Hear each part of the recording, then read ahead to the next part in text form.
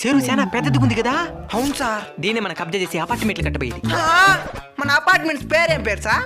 ఆక్రమణ అపార్ట్మెంట్స్. ఏంది సార్ ఇక్కడ ప్లానింగ్ ఇస్తున్నారు? ఇది చెరువు కదా. చెరువులో చేపలు పట్టడం ఆనవాయితీ. బట్ వేరే చేంజ్. ఆ చేపలు పట్టే చెరువులో కూడా బిల్డింగ్లు కట్టచ్చు. ఆక్రమణ అపార్ట్మెంట్స్. ఇక్కడ కబ్జా చేసిన భూములలో అన్ని రకాల అపార్ట్మెంట్స్ కట్టబడును. అపార్ట్మెంట్లు కట్ట 5 సంవత్సరాల తర్వాత. సార్ మీరా చెరువులో ఏం చేస్తున్నారు సార్? చెరువులో ఎవరు ఉండేదే? నా అపార్ట్మెంట్ మీదనే ఉంటా. ఇది 10వ అంతస్తు. అంటే మిగిలిన అంతస్తులు నేలల్లో ఉన్నాయి. పవర్ డబ్బులు ఉన్నదని ఎక్కడ పడితే అక్కడ కబ్జా చేసి బిల్డింగ్లు కట్టేస్తా ప్రకృతి ఎట్నే సమాధానం చెప్తుంది. మీరు చేసిన తప్పుల వల్ల సామాన్యులు కూడా బాధపడాల్సింది వస్తున్నది. ఇప్పుడు నాకు ఒకటి అర్థమైంది. ఏందది? ఈ వరదల తుఫాన్లు ఎందుకు వస్తాయి చెప్పా? ఎందుకో? మమ్మల్ని పట్టించేసేదానికి. అవును, ఇంతకు మీ పిఐ ఎక్కడా? హే, సరిగ్గా నిలబడి కదలు పక్క. అంటే వాడి భుజాల పైన నిలబడి ఉండేది.